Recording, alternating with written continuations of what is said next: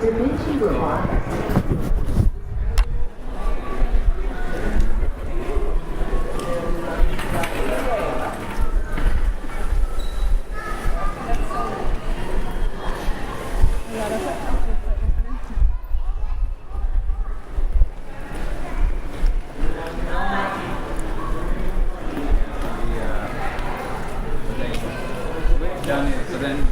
They watch a movie initially, about 7 minutes long, but I don't watch it for the full 7 minutes. But that gives it the amount of time for the person to listen. And Is it like Fred made the movie. like I know we make. Thank you. You know how there's some things where he makes, Yeah, is it like him or like? No, it's just a documentary sort of movie. About? People are missing. Reports were held. Press conferences were held. The cop went looking for these people to find them. Then they talked about the and kind of like giving a report. Alright guys, we are walking up to our shore house now. We take a wonderful look at the outside. This is very kind of minimalist. I think the art style is 60s bungalow. So that's good art style. What? Ah, sure. Sustainable and resilient. Yep. Alright guys, so we're going to start right over here. And I'm going to project my voice a bit just for the construction.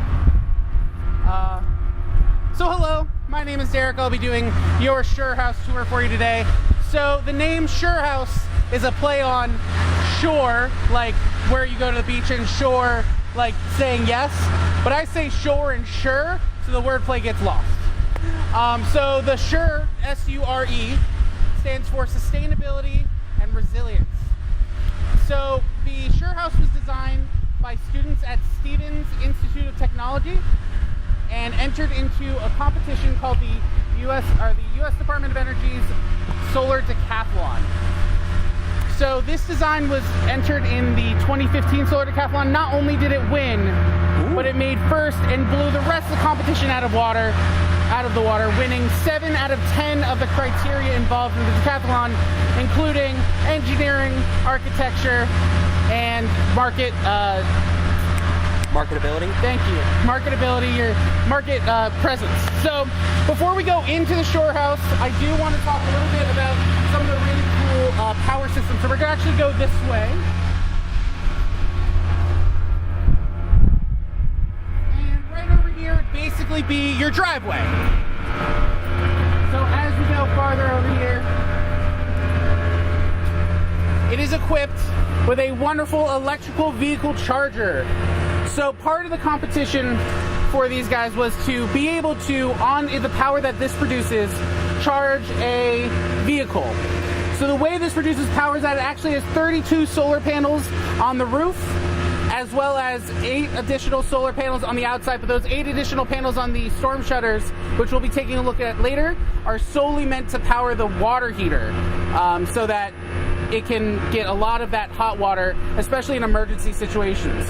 So the reason I mention emergencies is because this was designed after Hurricane Sandy, which affected Hoboken pretty significantly. And seeing as that's where Stevens College's or Institute of Technology is located, they wanted to add a bit more of the resilience factor to this house.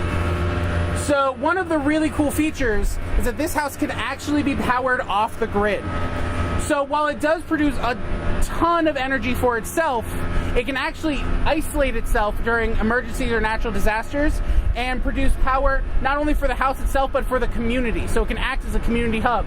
It can be used to charge the electrical vehicles. It also has marine grade outlets out here with USB chargers so that you can charge phones and other communication. As we all know, during Hurricane Maria, one of the hugest issues with Puerto Rico was that it lost power. There was no power to be had. So if we had community hubs like this, it might have helped a little bit. All right, so now that we've taken a full tour,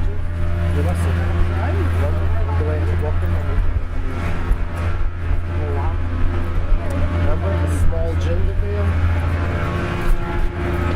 Well, yeah, where it's always hot and there's no AC.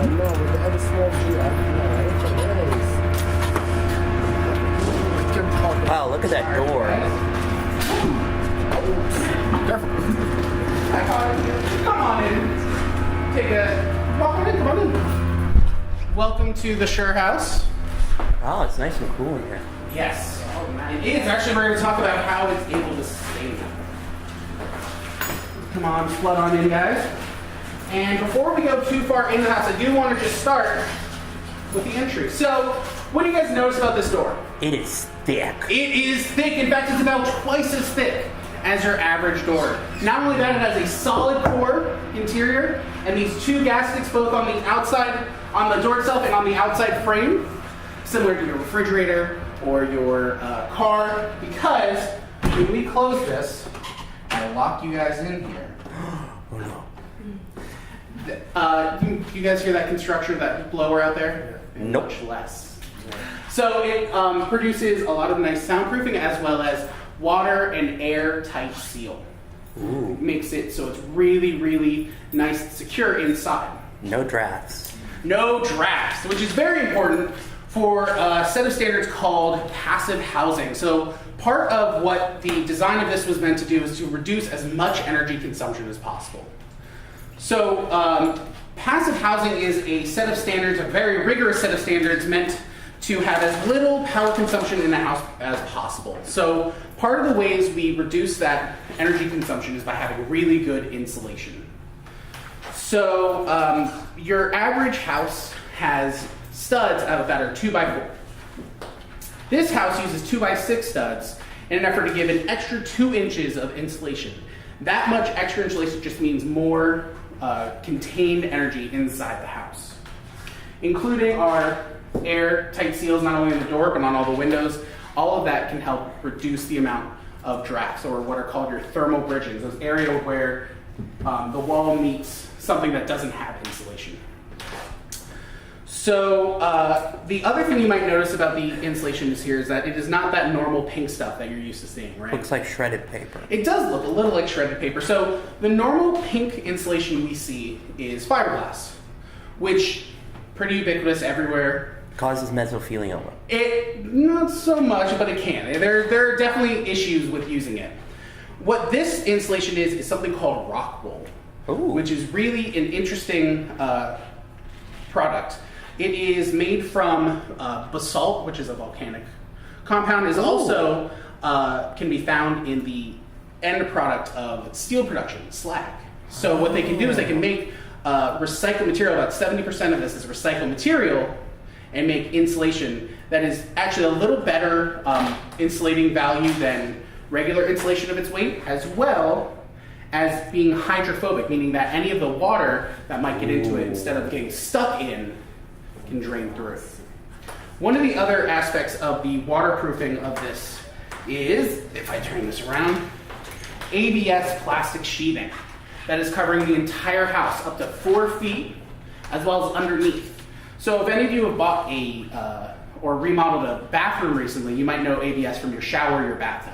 That's the same type of plastic used to make those. So you have 4 feet of plastic sheathing that protects your entire house, underneath to up here. So you could be drenched in 4 feet of water, and very little to none is going to be seeping inside, which is really, really important. So it's in for a bathtub. storm-proof house. Yeah, it's like having your house in a bathtub, which is great. So one of the big issues in homes when dealing with insulation is windows. Because windows, glass itself is a pretty terrible insulator, which is why we use double pane glass when we make windows, which means that you have a pane, air gap, and another pane of glass. That air acts as your insulator. It's usually argon. Well, it's usually air, but it's good you mentioned argon. Keep that in your head. Because what we have here, the windows, and especially these really, really big window patio doors, are made by a German company called Schuko. And these Schuko glass doors are not double pane, but triple pane glass. Ooh. So there are 3 panes of glass as my Vanna White over here turns that around. But you can also see over there, there's 3 panes of glass, and in between, instead of using air, we use argon gas, which is heavier than air, and it is inert. So it doesn't react with anything, but it can add a bit more of that insulating protection. So these really big pane, 3 sheets of very big glass, including that argon, makes it really heavy, right? How heavy do you imagine this one panel is? A ton. A ton. All right, what do you think? 30 pounds. 30 pounds. It's like between 300-400 pounds. 300-400 pounds? What do you think? 300-400 pounds. So less than a ton, double yours. So these are about 900 pounds. Wow. 900 pounds. So you would imagine it takes a team of mules to get this open, right? My friend, you look strong. Come here. So do me a favor, can you take a look right down there? So I'm gonna pull this up. What did you see? All right, I'm gonna do it again. It moves ever so slightly. It lifts up. So what it's doing is it's resting on 2 separate gaskets that as I pull that lever, click up and hit it on its track. So go ahead and just pull from here on top and pull it towards, on top. Right, and then pull it. Oh, you might help if I actually have it. No, there we go. All right, now pull towards me. Pull towards it. Yeah, there we go. Not bad. Definitely not a pack of mules pulling that open. Was that It's hard? like a cloud. No, it was 900 pounds. You just right there. Well, I hate for that track to get jammed. Yeah, that probably wouldn't be great. Because it's not like your average windows. Because I have windows that move in a track, and if it gets jammed, you can lift up the window. This one, That's you're not probably going to have to easy. call a technician. So, by matter of just having these big glass windows that are able to seal down, it holds that air gap and can really, really seal everything. So this whole place is really protected, both water and airproof. Which means that if we stay in here forever, I can suffocate you, right? No? Does it feel stuffy in here? No. No, it feels like you're getting air. There's a reason for that. So I'm going to bring us over here and talk a little bit about the ventilation. So the entire house is functional. That's part of the competition, was to make it functional, meaning Nice stove. there's water. The stove works. In fact, it is an induction stove. You guys ever heard of an induction countertop induction stove? You have? Okay. So induction cooking uses much less energy because I have a gas stove at home. So you guys have a gas stove? It looks like you're nodding your head. Yeah, I have one. So when you click it on, that fire comes out and all that heat is just being lost into space, right? Yeah. All that heat is being wasted, not necessarily going all into my pan. An induction stove is slightly different. So the way it works is there's a copper coil in here that is creating a current going into your pan. And if your pan is iron or steel, instead of heating the surface, it's actually using the pan to heat up. All the resistance of the metal that the pan is made of is actually causing heat within it. So it's not heating up the source, it's heating up your pan. Which is great for 2 reasons. One, it's great around kids because then, I can have this on, put my hand on it, and I don't have enough resistance to cause heat and burn me. Unless you got a prosthetic hand. Unless I have The other issue is, or the other thing that gets helped out is that you use much less energy. There's less escaping heat.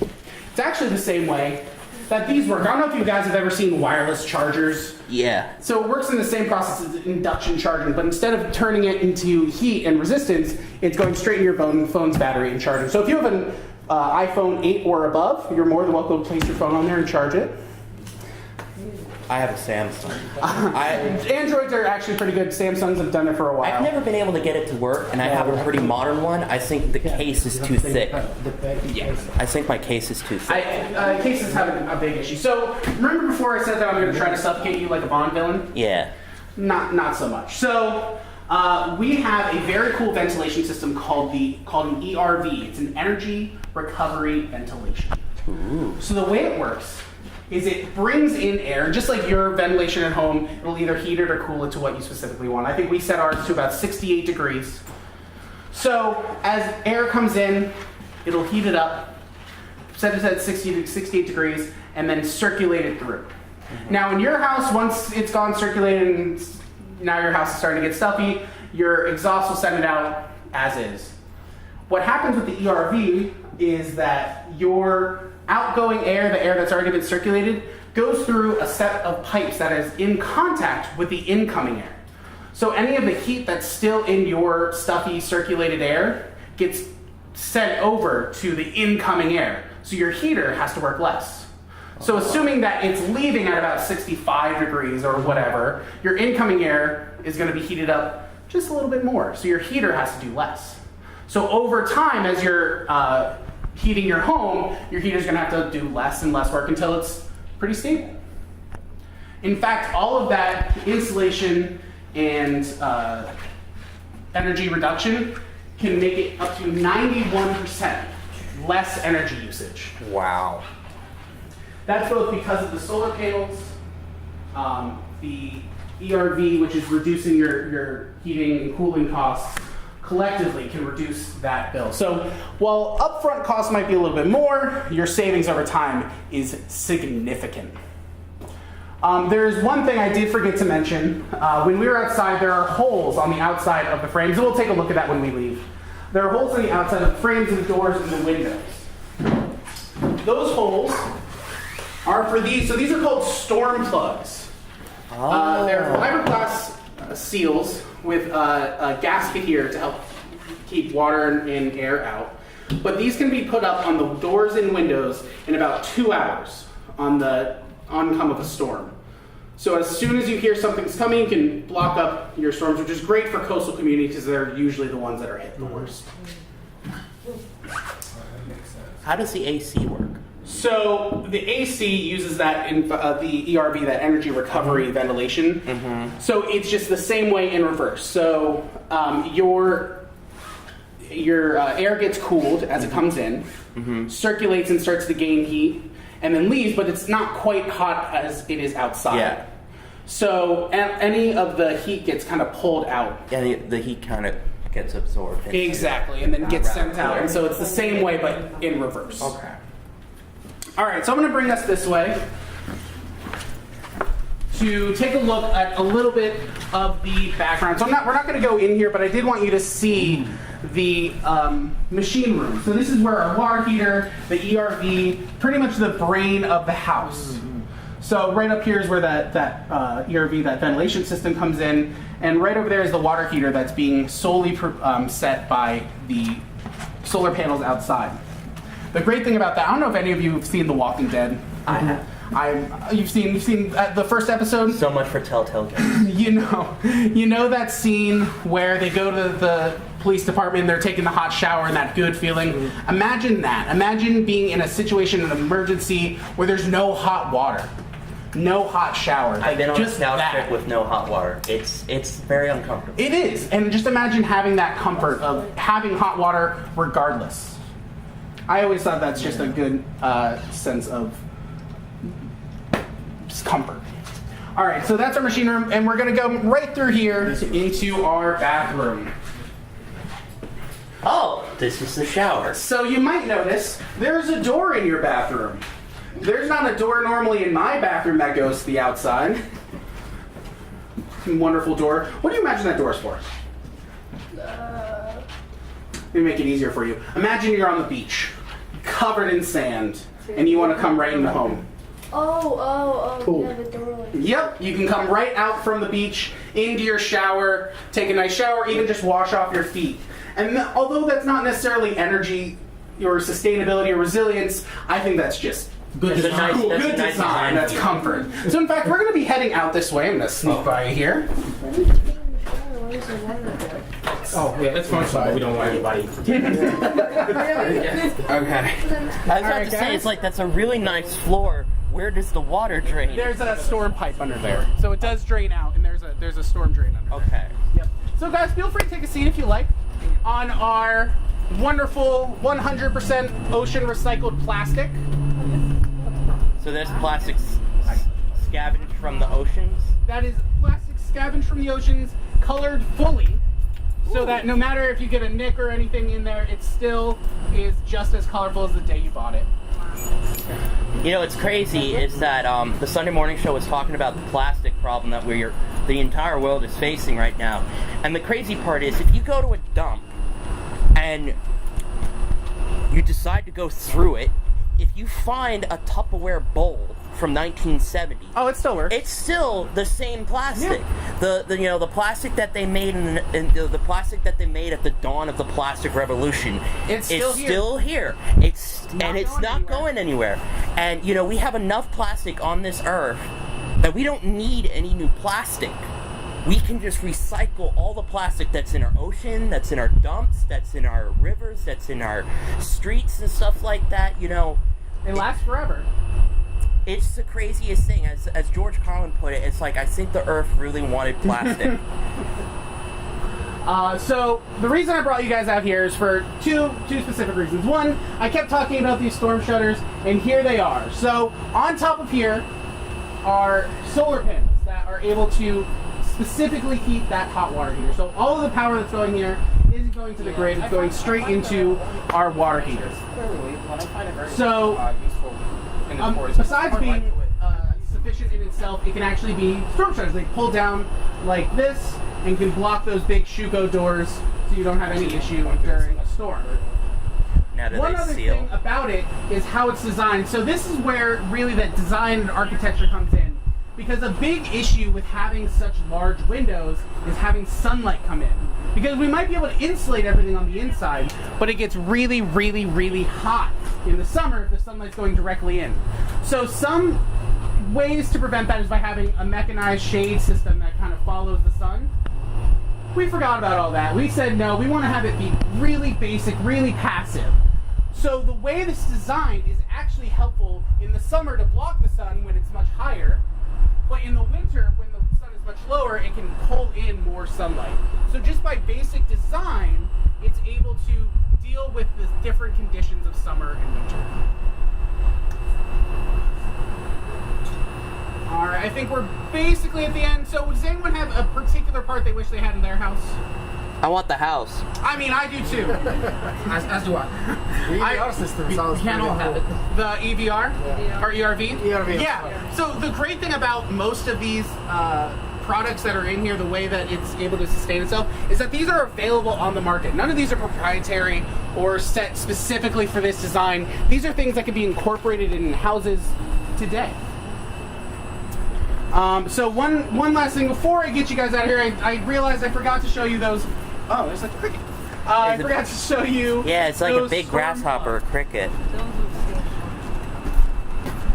here are those holes that I was talking about in the side of the windowsill that you can take real quick. Just be able to plug those in and block up your home and prep it for any kind of. You know what they major should? storm. You know what they should do?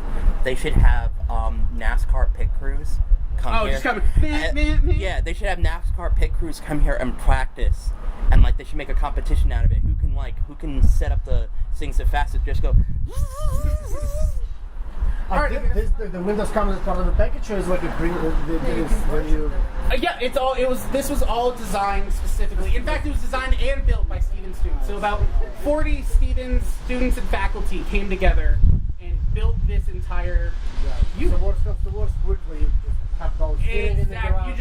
You pull them out, set it up. All right. Any other questions, guys? Thank you very much. No. All right. Perfect. Let me bring you all inside. Don't look at me, Depeche.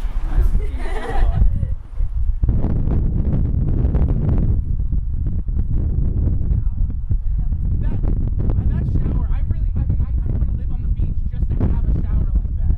That'd be fun. I'd love to have this house on my own plot of land in the middle of nowhere. See, that is the other thing. I mean, this house is so sustainable. Like, let's say you buy a private island in the middle of the Caribbean. You could bring all your supplies there. Well, the thing is, the house itself can actually produce more power than it uses in a year.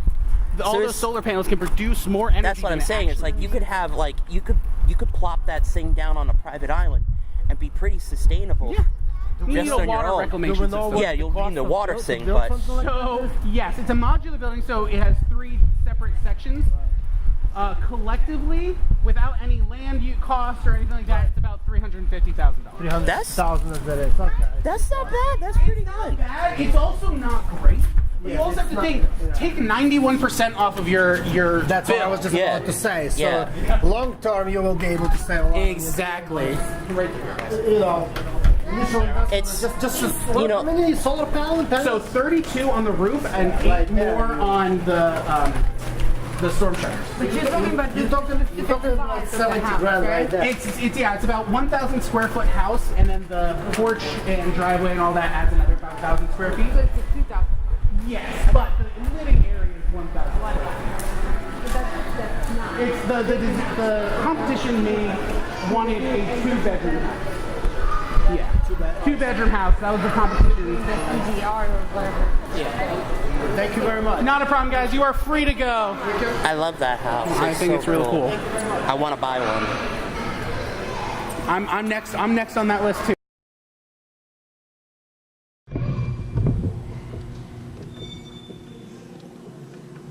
See, it moves really slow. And then suddenly it just moves. So it's supposed to show like a shake, like a. Yeah, it's waiting, it's building it up. Uh huh.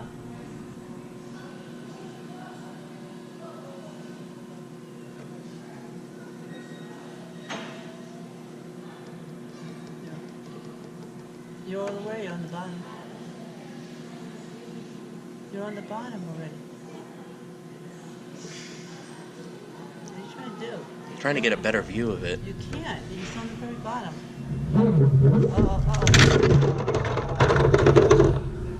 See, didn't work.